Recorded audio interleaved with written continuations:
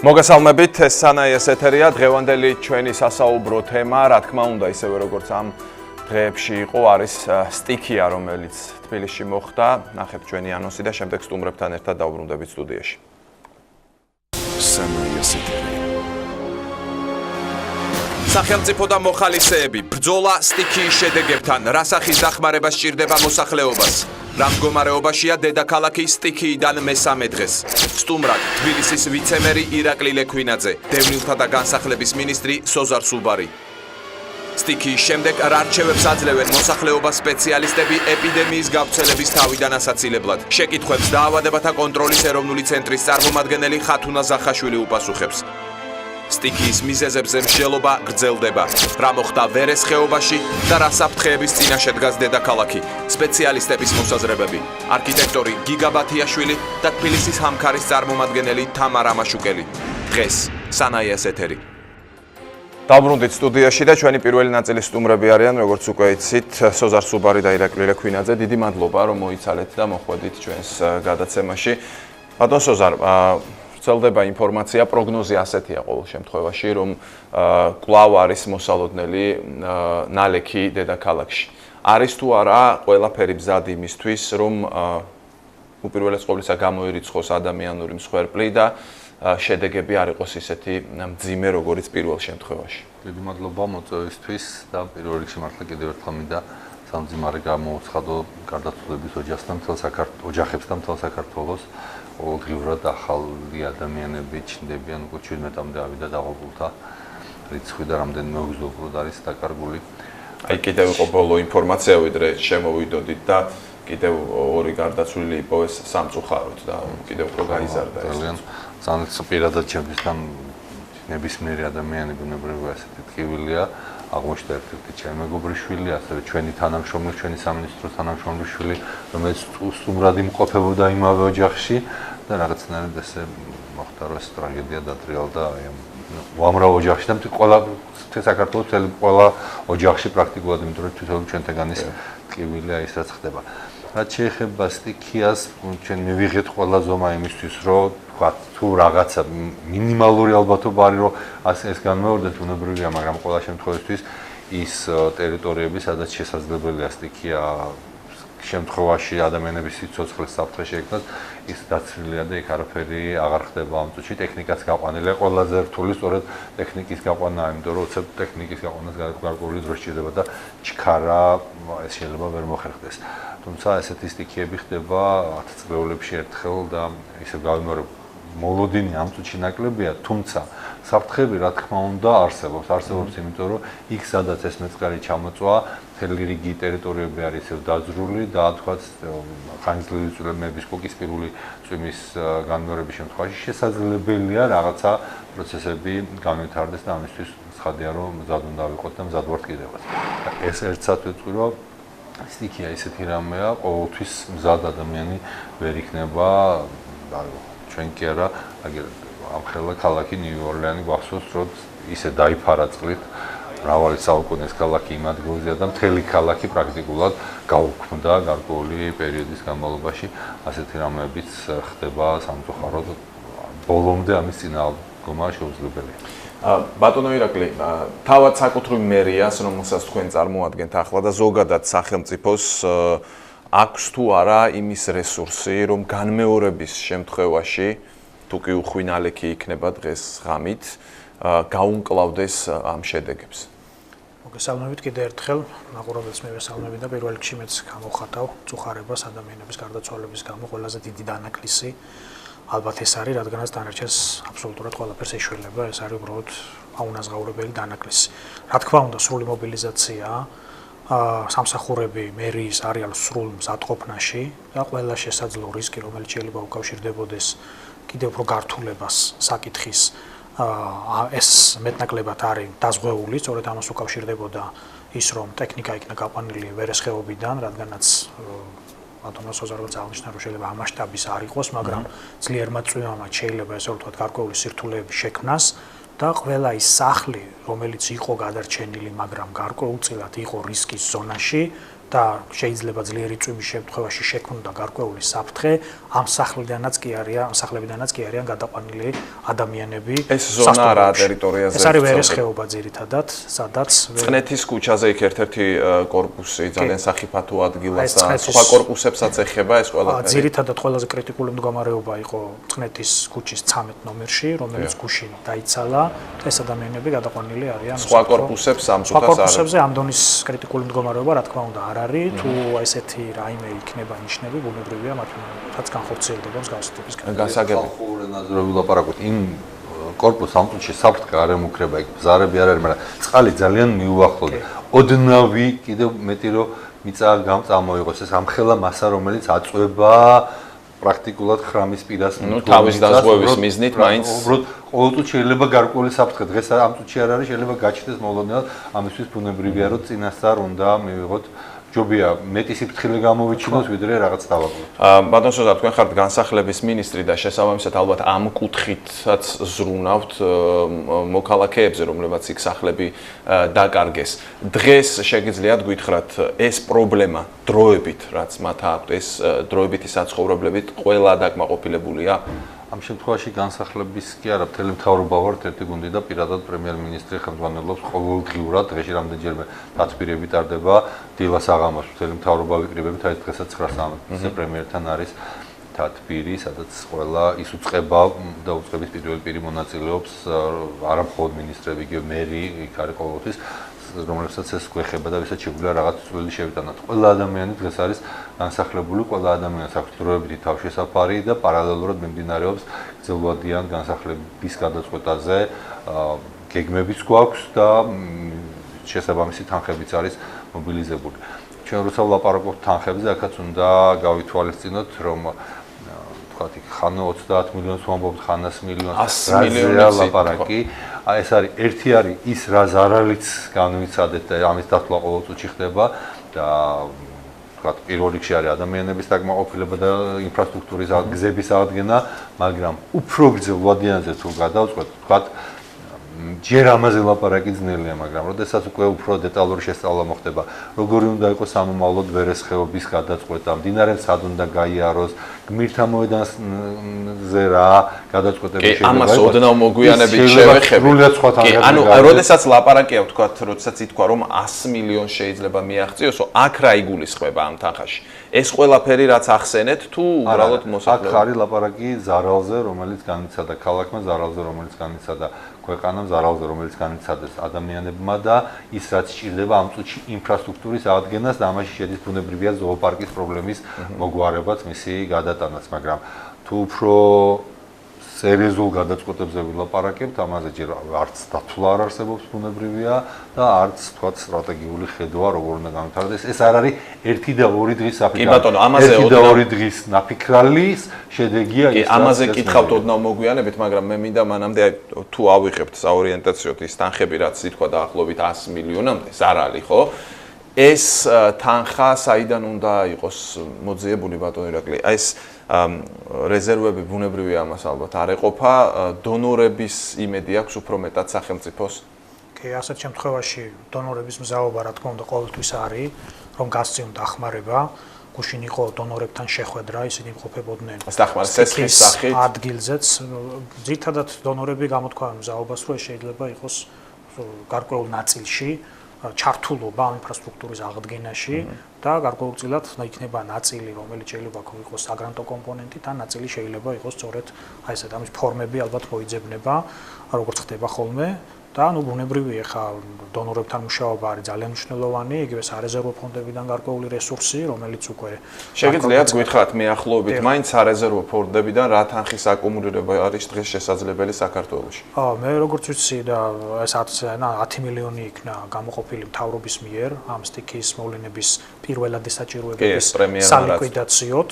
გარდა ამისა, ნუ ეხა დონორებთან დღეს ჩვენ გავდივართ მაგ საკითხს, რომ ერთია ინფრასტრუქტურული კომპონენტი, რომელიც დიდი წილია, პრაქტიკულად ზარალის დიდი წილი სწორედ ინფრასტრუქტურულ კომპონენტს უჭირავს და მეორე ნაწილი, ასევე რომელიც კეთდება, ეს არის უშუალოდ მოსახლეობის მიერ განცდილი ზარალი, რომელიც უკავშირდება საცხოვრებელი სახლების დაკარგვას, მათ დაზიანებას და იმ მოძრავი ქონების შეფასებას, რომელიც მათ დაკარგეს ამ პროცესის შედეგად.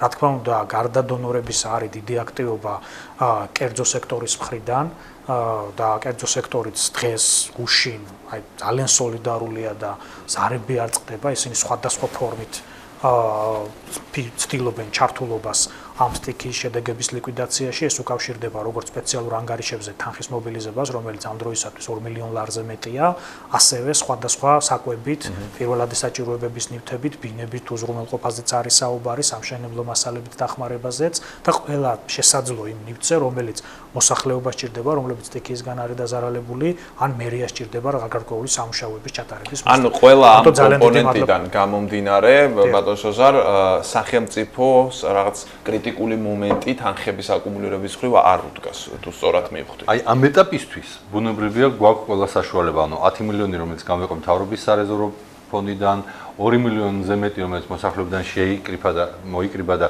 ეს გრძელდება შემოწირულობები 17 თუ 18 მილიონი რომელზეც მერია მიიღო თანხმობა საკრებულოდან ვალის აღება შეუძლიათ. ეს არის პირველადი საჭიროებისთვის საკმარისი, მაგრამ ეს საჭიროებები საკმარისი კი არა. აი ამ წუთის ამოცანების გადასაწყვეტად, მაგრამ ცხადია ეს უფრო მეტი გჭირდება და უკვე აქ შემდეგ ეტაპზე ველოდებით იგივე დონორების დახმარებას და სახელმწიფო ბიუჯეტიდანაც თუ საჭირო გახდება გამოთავისუფლდება გარკვეული თანხები. იგივე დონორებთან მიდის ლაპარაკი არ მხოლოდ მოძიებაზე ახალი თანხების და ახალი გრანტების თუ დახმარებების, არამედ თქვა ზოგიერთი მიზნობრივი გრანტი, მიზნობრივი დახმარება ან ცესხი, რომელიც იყო ქვეყნისთვის გამოყოფილი, რომ მათი გადმომისამართება მოხდეს აი ამ საჭიროებებზე, თქვა სხვა საჭიროებებიდან, რომლებზეც ისინი იყო გამოყოფილი და რომლებიც უფრო მოიცნის. ასე რომ ამ მხრივ მართლა მაქსიმალური მობილიზება გაკეთდა უმოკლეს ვადაში. იმის პარალელურად მიდის სამძებრო სამუშაოები, მიდის ინფრასტრუქტურის აღდგენა, პარალელურად მიდის ეს თანხების მოძიების. ხომ არ ფიქრობთ, რომ ზოგადად სარეზერვო სისტემა უფრო მეტად უნდა გადაიხედოს, რომ უფრო მეტი თანხა იყოს კონდეს სახელმწიფოს რეზერვში გადადებული აი მსგავსი შემთხვევების გამო. რამდენად გამართულად მუშაობს ზოგადად ეს? ასეთი ტიპის სტიქიები არ ხდება ხშირად და საბედნიეროდ მოდის ვიხდი. საბედნიეროდ და ამას არ აქვს ხშირი პერიოდულობა.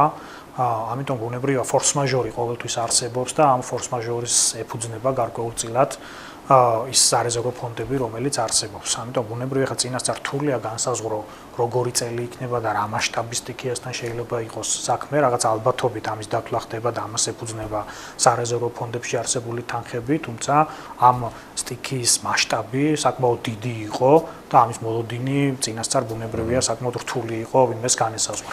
ბატონ სოზარ, თქვენ გარკვეულწილად ახსენეთ, მე მინდა იმ მიზეზებსაც შევეხოთ, გარკვეულწილად ახსენეთ, რომ აი ერთ-ორ დღეში გაკეთებულიო ამ შედეგის მომტანიაო, რაც ჩვენ ნახეთ. ანუ დღეს უპირველეს ყოვლისა, რა თქმა უნდა, ყველა გადართულია იმაზე, რომ ებრძოლოს ამ სტიქიის შედეგებს, მაგრამ მიზეზებზეც პარალელურად დაიწყო უკვე საუბარი.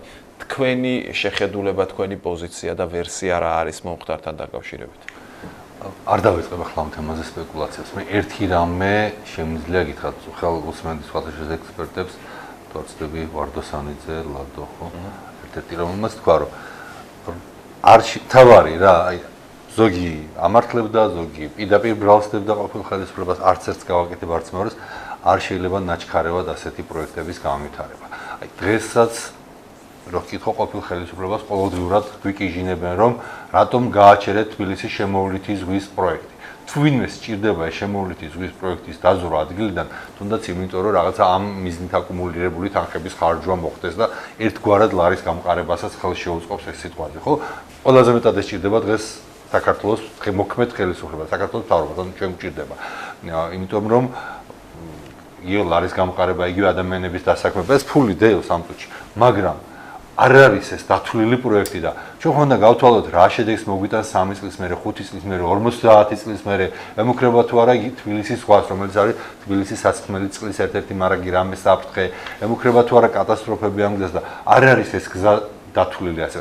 შეიძლება გაგრძელდეს ხოლმე, შეიძლება გაგრძელდეს ზეგ, ოღონდ გაგრძელდება მხოლოდ მას შემდეგ, როცა საინჟინრო სამუშაოები ზუსტად იქნება დათვლილი და ასე რომ ვიღაცას მოუნდა პრეზიდენტს ან ქალაქის მერს არჩევნების წინ რომ ეხლა მჭირდება რაღაცა გრანდიოზული პროექტი და დღესვე უნდა დავიწყოთ. კი არ მოვიცადოთ ერთი კვირა, ერთი თვე, 2 წელი მოვიცადოთ, მაგრამ გავაკეთოთ კარგი, რაც 100 წლის მერეც იმუშავებს. არა, დღესვე უნდა დავიწყოთ, იმიტომ რომ ეს არჩევნები მაქვს მოსაგები. აი ესე არ შეიძლება მუშაობა და ესე მუშაობას არ ვაგრძელებთ, თუმცა ისევ ვიმეორებ, ყველაზე მეტად ესეთი ჩქარი პროექტები ყოველთვის სჭირდება მოქმედ ხელისუფლებას იმისთვის, რომ იმ წუთის საქმე მოიგვაროს, მაგრამ ქვეყნის გრძელვადიან განვითარებაზე ამას შეიძლება კატასტროფული შედეგი იქონიოს. ამიტომ არის რომ მთელ რიგ პროექტებზე ფიქრობთ ძალიან დიდხანს სანამ რაიმე გადაწყვეტილებას მივიღეთ. აი ამიტომაც ვაპატეთ დარწმუნებული ვარ ის პროექტები, რომლებსაც ჩვენ მივიღებთ გადაწყვეტილებას, არასდროს არ იქნება მომავალში კითხვის ნიშნების დამცველი. რა თქმა უნდა, სტიქია ყველგან შეიძლება მოხდეს და ვერანაირმა გათვლამ შეიძლება ვერ უშროლოს.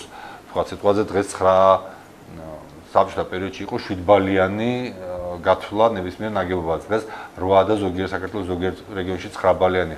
უცებ შეიძლება ისეთი კატასტროფა მოხდეს, ღმერთმა დაგვიფაროს, რომ ვერანაირმა ამ გათვლამ ვერ უშველოს, გადააჭარბოს ყველანაირი მოლოდის. ამაზე არ ვლაპარაკობ. მე ვლაპარაკობ იმაზე, რომ ის რისი დათვლაც შესაძლებელია დღეს უნდა იყოს 100%-ით გათვლილი. 100 ჯერ უნდა გავზომოთ, სანამ ერთად აი ითქვა რომ იქ უნდა აღდგეს სარეკრეაციო ზონა. ნუ მე მესმის რომ ეს ყველაფერი იდეის დონეზეა ამ წუთას, ხო ახ დეტალები ბუნებრივი არ არის განხილული, მაგრამ თქვენი აზრით ეს უნდა შეეხოს უშუალოდ ზოოპარკის მიმდებარე ტერიტორიას თუ მთლიანად ამ ხეობას. მაგალითად, გუში, როდესაც სპეციალისტებთან აქ მსჯელობა ჰქონდა, ზოგიერთმა სპეციალისტმა გამოთქვა აზრი, რომ მთლიანად იქ დასახლებებიც უნდა აიღონ თავიდან ბოლომდე, იმიტომ რომ ეს საშიშია და კორპუსებსაც კი ემუქრება საფრთხეო, რომელიც ახალაშენებული კორპუსებია. აი თქვენ იზიარებთ ამ მოსაზრებას?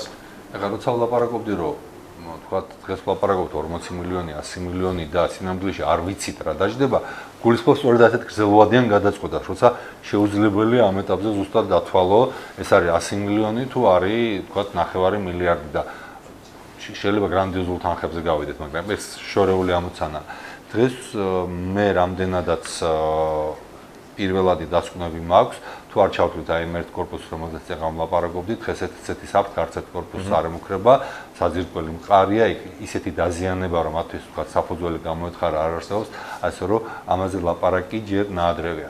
ეხლა რა ტიპის გადაწყვეტილებებს მივიღებთ სამომავლოდ? შეიძლება აშენდეს ჯებირი კედელი, რომელიც დაიცავს ამ კორპუსებს წყლის მომავალი მოვარდნისგან, მდინარე ვერეს ჭალა აღდგება, არ აღდგება, ამებზე ლაპარაკისთვის ბუნებრივია ამ წუთში მზად არც მე არა ვარ და ვერც სპეციალისტები ვერ იქნებიან, იმიტომ რომ ისევ იმეორებ.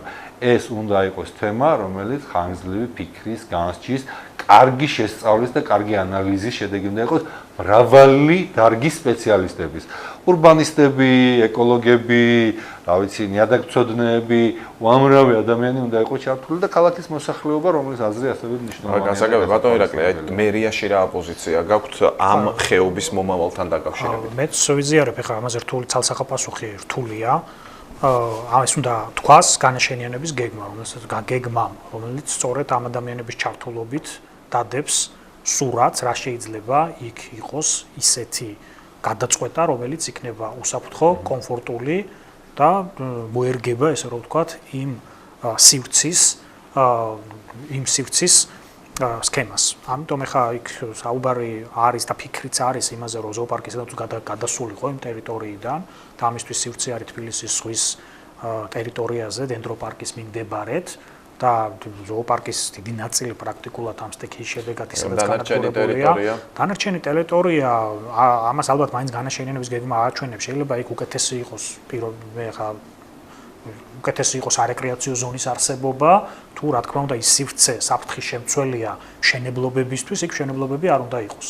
და ის დასახლებები, რომელიც იყო გზიდან, ასე რომ ვთქვათ, დინარის პირზე გარკვეულ ჩასასვლელში, მე იქ ისედაც საფრთხის შემცველი იყო, პატარა წყალდიდობის შემთხვევაშიც კი ჰქონდათ ამ ადამიანებს საფრთხე და ბევრჯერ დატბორილან ეს ადამიანები, უბრალოდ ცხოვრობდნენ იმ ადგილზე. ზოგიერთი მათგანი შეიძლება იყო, ასე რომ ვთქვათ, დარეგისტრირებული, ზოგი იყო დაურეგისტრირებული, მაგრამ ის სივრცეში ის კი ბატონო, და მე ბოლო შეკითხვა მინდა დაგისვათ, ვიდრე დავამთავრებ თქვენთან საუბარს, ამ მოვლენამ აჩვენა თუ არა ამ შემთხვევაში ხელისუფლების წარმომადგენლები ხარ და ხელისუფლებაზე ვიტყვი, ჩვენა თუ არა ხელისუფლებაზე, რომ ზოგადად გადასახედია დედაქალაქში ბევრი რამ. ეს მოხდა ამ ერთ დიდ მონაკვეთზე, მაგრამ სპეციალისტები საუბრობენ სხვა ბევრ მონაკვეთზეც.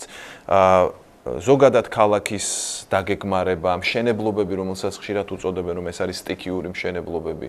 ფიქრობ თუ არა, რომ ბევრი რაღაც უნდა გადაიხედოს, ზოგადად პოლიტიკა უნდა გადაიხედოს დედაქალაქთან დაკავშირებით. ამაზე ალბათ ქალაქის მერის ბატონი ირაკლი კიდევ უფრო მეტად ილაპარაკებს, მაგრამ მე ერთი შემიძლია გითხრათ, რომ ეს გადახედვა მიმდინარეობს ამ წუთში. მაგალითად უშუალოდ მე რაშიც ჩართული ვიყავ, იმიტომ რომ ეს არის უბანი, სადაც ძალიან ბევრი დევნილი ცხოვრობს.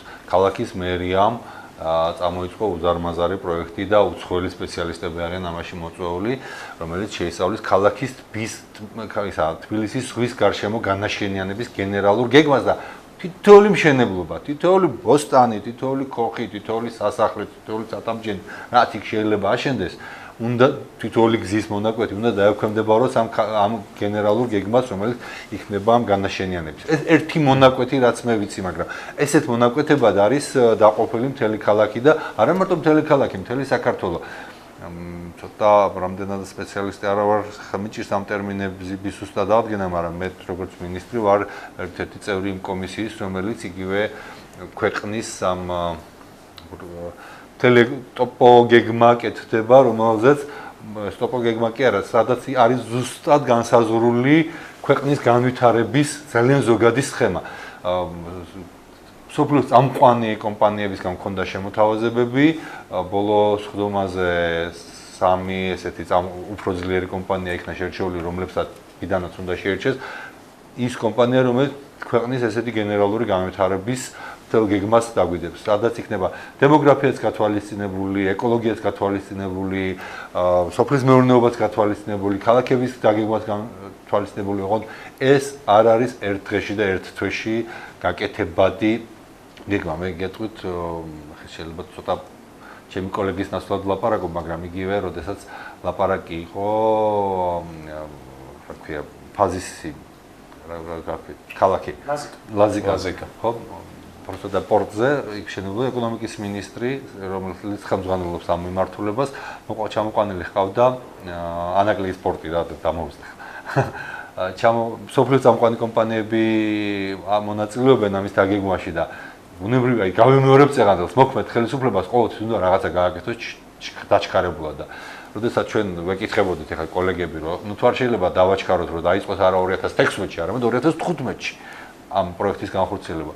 აი ამ კომპანიებმა ისეთი სახელებია, რომელიც სოფლიოში ცნობილია, მაგალითად ჰამბურგის პორტს, ვინც ხელმძღვანელობს და შემდეგ თქვენს რომ აი ერთი დღეც რომ შეამციროთ ეს ვადა, ჩვენ აქედან გავალთ, იმიტომ რომ ჩვენ პრესტიჟს უფრთხილდებითო და რახან ისინი თავის პრესტიჟს უფრთხილდებიან, იმიტომ რომ თუ რამე დავაჩქარეთ, შეიძლება კატასტროფული შედეგი მივიღოთ მომავალში და ისინი რო პრესტიჟს უფრთხილდებიან, ეს ნიშნავს რომ ჩვენ უნდა გავაფრთხილდეთ ჩვენი ქვეყნის ეკონომიკას, ჩვენს მოქალაქეების სიცოცხლეს, რომელზეც შეიძლება მომავალში საფრთხე დაემუქროს და ამიტომაც არ რო აჩქარებით, არ ვაკეთებთ ესეთ პროექტებს. ესეთ პროექტები უნდა დაიგეგმოს ძალიან ზუსტად, მაგრამ ასეთი მუშაობა ისე ვიმეორებ დაწყებულია და თქვათ იგივე თბილისთან დაკავშირებით გასაგებია, ბოლოს მინდა ბატონ ირაკლის ვკითხო, ბატონ ირაკლი, ბევრი პრეტენზია გამოითქვა ამ დღეებში, რომ აი მაგალითად წინა ხელისუფლებამ არ მოусმინა ყურადღებით სპეციალისტებს, თუნდაც აი ამ საკითხთან დაკავშირებით, ვერესხეობაში, მშენებლობასთან დაკავშირებით. გუშინ აქ იყვნენ სპეციალისტები, რომლებსაც მე დაუსვი შეკითხვა სხვა პროექტზეც ესეხება პანორამა თბილის და გამოთქვეს მოსაზრება, ყოველ შემთხვევაში ექსპერტთა ნაწილმა თავისი უარყოფითი დამოკიდებულება, რომ ახლა ჩვენც არ გვისმენენო. ფიქრობ თუ არა, რომ უფრო მეტი ყურადღებით უნდა მოусმინოს ამ ხელისუფლებამაც სპეციალისტების აზრს, თუნდაც პანორამა თბილისთან დაკავშირებით. მოდი წინა შეკითხვიდან გამოვალ. სამწუხაროდ ბოლო 1 საუკუნის განმავლობაში თბილისმა რამდენიმე ისეთი ეპოქა გაიარა, რომელმაც თავის დაღი თბილის დაასვა და დღეს თუ ნახავთ, თბილისში არის ისტორიული უბანი, არის მე კომუნისტურ პერიოდში შექმნილი შენობები და ეს იმდენად განსხვავებული და კონტრასტული ერთმანეთისგან ყველაფერი, რომ ამას პრაქტიკულად ერთიანი სივრცის თემა დარღვეულია. მე კიდე დამოუკიდებლობის პერიოდში ეს სტიქიური მშენებლობები, რომელიც კიდე ცალკე ამოვარდნილია ამ ერთიანი სივრციდან. მე ვიზიარებ ბატონის ოზარის აზრს, რომ უნდა არსებობდეს ერთიანი გენერალური გეგმა. რომელიც მთლიანად შეაფასებს ქალაქის განვითარების შესაძლებლობებს და იტყვის, სად შეიძლება მშენებლობა და სად არა, სად უნდა იყოს სარეკრეაციო ზონა და სად არა, სად რამდენ სართულიანი შენობა უნდა იყოს და სად არა და ამის ერთ-ერთი შემადგენელი ნაწილებია მე იგივე თუნდაც სატრანსპორტის გენერალური გეგმა, როგორ უნდა მოძრაობდეს ტრანსპორტში და ასე შემდეგ. ამიტომ სამუშაო დაწყებულია და მე იმედი მაქვს, რომ უახლოეს პერიოდში ამაზე ჩვენ გარკვეული სიახლეები გვექნება, იმიტომ რომ ჩართული არიან კომპანიები, რომლებიც ჩვენ ამას გვთავაზობენ. რაც შეეხება თქვენ შეკითხვას. რამ გამოიწვია ეს კატასტროფა? ეხლა წინა ხელისუფლება რომ არა მარტო გარკვეულ ჯგუფს ინფრასტრუქტურულ ნაწილს ზოგადად მოსმენის პრობლემა რო ქონდა, ეს ფაქტია. ამიტომ რაღაცეები და ბევრი რამე ნაჩქარევად არის გაკეთებული. თუმცა ეხლა ის როგორ უნდა ყოფილიყო გადაწყვეტა, ამას ალბათ უფრო სპეციალისტები იტყვიან უფრო ზუსტ პასუხს და მე ამ შემთხვევაში მათი ასე ვთქვათ მოსაზრებების გამხმოვანებელი გამოვა, მაგრამ მთლიანობაში დღეს რა ცემად შექმნეს ასე ვთქვათ მასშტაბური სტიქია ეს არის ის, რომ ეს იყო და მეწყერი, რომელიც წყნეთის მხარეს იქნა ჩამოწოლილი. როგორც ყველა სპეციალისტები ამბობენ, რომ არა იქ ამ მოცულობის ჩამოშლილი მთის მასა, ამ მოცულობის წყლის დაგროვება ვერ მოხდებოდა და ბუნებრივია გამტარუნარიანობა იმ სივრცის, რომელიც სხვა დროსაც ჭარბინალექის მოხდა და გვირაბებმა ეს ვერ გაატარა. საუბარია იმაზე, რომ როდესაც ხდებოდა ამ მაგისტრალის მშენებლობა, შეიძლებოდა ყოფილიყო უფრო მეტი დამცავი პროექტი, იგივე დამბა, რაღაც ამ მდინარე ვერეს გარკვეულ მონაკვეთებზე, რომ ეს ყოფილიყო არა ნაჩქარევად გაკეთებული, რაზეც ჩვენ გვევისაუბრეთ, არამედ კარგად დალაგებული პროექტი და ნაჩქარევად გაკეთებული პროექტების შედეგები ჩვენთან უკვე რეალურად დგას. ინფორმაციისთვის უნდა ითქვას, რომ ის ყველა გვირაბი არ არის აშენებული ესტაკადის დროს, გვირაბი იყო აშენებული კომუნისტების დროსაც, ერთი რომელიც არის უშუალოდ იქ სვანიძის ქუჩასთან და მეორე ზოოპარკთან, ანუ მაყურებელი რომ იყოს სრულად ინფორმირებული. და ნაწილი რა თქმა უნდა შემდეგ აშენდა. ჩახერგვაც მოხდა იქ, ანუ აიყო იქ რაღაც მთლიანობაში ერთიან სივრცეში ამ სურათის დანახვა. ხო, უკეთესად შეიძლებოდა, ვიდრე თუნდაც ის რომ მოსწრებულიყო რაღაც დროის ჩვენი დრო ამოიწურა, რაც შეეხება ჩემი შეკითხვის ბოლო ნაწილს. რაც შეეხება პანორამა თბილისის პროექტს, მე ვფიქრობ, რომ ეს არის ერთ-ერთი მნიშვნელოვანი პროექტი, რომელიც ჭირდება თბილისს და ნებისმიერი ქალაქი. არა თუ რეგიონში, არამედ ევროპაში მსგავსი ტიპის პროექტზე უარს არ ითხოვდა. რამდენიმე მიზეზის გამო. თუნდაც იმიტომ, რომ ეს არის პირველ რიგში, ახლა მე ეკონომისტი ვარ და პირველ რიგში ეკონომიკურ ხარეს უყურებ და ეკონომიკური ხარე ამ ყველაფრის არის ძალიან მნიშვნელოვანი, თუმცა ამ პროექტს გარდა ეკონომიკური მნიშვნელობისა მაქსიმალურად პროექტის მიხედვით გათვალისწინებულია ყველა ის ნაწილი, რომელიც უკავშირდება ეკოლოგიას, საზოგადოებრივ და სოციალურ ინტერესებს. ეს შეგიძლიათ ნახოთ ეს პროექტი ინტერნეტში, შეგიძლიათ ნახოთ მისი ვიზუალური მასალა და ნებისმიერი არქიტექტორი, ვინც თავის დროზე არ ენახა ეს პროექტი და პრეტენზიებს გამოთქვამდა, ნახვის შემდეგ მისი პოზიციები განკუთვნილია. უბრალოდ აქ საუბარი რაზეა? მაგალითად ესტაკადის არსებობასაც ასაბუთებდნენ იმით, რომ ქალაქის ფუნქციონირებისთვის ეს იყო მნიშვნელოვანი, ხო?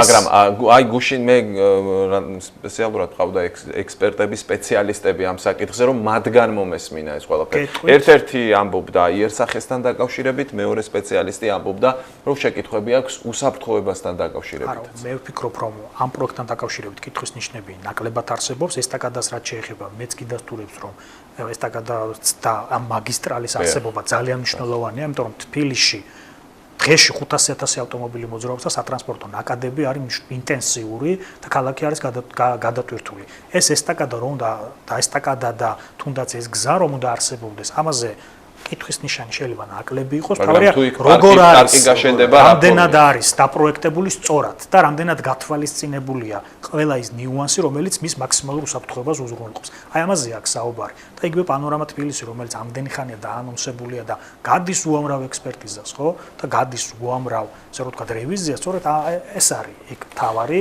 რა აი არა სპეციალისტის ჩართვა პანორამა თბილისზე. როდესაც უყურებთ ამ გრანდიოზულ რაღაცას სურათებს ერთი წარმოდგენა და მე ამ ერთ-ერთ ტელევიზიაში GDS-ში ვიყავ ამისი მიწვეული და თქვენმა კოლეგებმა ჟურნალისტებმა მაჩვენეს აი ეპიდემიურ ეზოშია იქ სადაც ეს შენობა უნდა აშენდეს. ეს არის რამდენიმე ასეული კვადრატული მეტრი ადგილი, ეს არ არის 1000 კვადრატიც კი, რამდენიმე ასეული კვადრატული მეტრი კლდეზე შენდება მყარ საძირკველზე ერთი მაღალი შენობა, რომელიც ვთქვათ ხიდით დაუკავშირდება იქ 2 თუ 3 სართულიან შენობას და გარკვეული კეთდება ისინი ბაღები, რომელიც უდიდესი რეკრეაციო ზონა კეთდება. გასაგებია, თუმცა არ არის რამე ეგეთ საფრთხეზე ლაპარაკი რა. ბუნებრივია, უნდა ითქვას ისიც, რომ სპეციალისტებს, მათ შორის ჩემს გუშინდელ სტუმრებს ამაზე გქონდათ შეკითხვები და აქ ლაპარაკია იმაზე, რომ მსჯელობა ალბათ უნდა იყოს კიდევ უფრო ფართო ამ ტრაგედიის შემდეგ ბუნებრივია, რომ ყველა საკითხი ასეთი გრძნობიარე იქნება და არა მარტო პანორამა თბილისზე. ჩვენ ყოველთვის უნდა მოვიდეთ, რამდენად არსებობს საფრთხე და რამდენად ეხება ეს ისტორიულ გარემოს, თორე ზოგადად არიან ადამიანები, რომლებიც და კარგია რომ ესეთი ადამიანები არსებობენ და რომლებიც არიან ყოველთვის წინამდეგი ნებისმიერი სიახლის, რომ დავიცვათ ძველი. არიან ადამიანები, რომლებიც ამბობენ, რომ ადამიანმა არ უნდა ჩაიცვას სამოსი, იმიტომ რომ პირველი ადამიანი დადიოდა შიშველი და კარგი, დიდი მადლობა მინდა გადაგიხადოთ იმისთვის, რომ მოხვედით გადაცემაში. ირაკლი ლექვინაძე და სოზარ სუბარი იყვნენ გადაცემის პირველი ნაწილის სტუმრები. რამდენიმე წუთში დავბრუნდები და ჩვენ შეკითხვებს ხათუნა ზახაშვილი, დაავადებათა კონტროლის ეროვნული ცენტრის წარმომადგენელი უპასუხებს.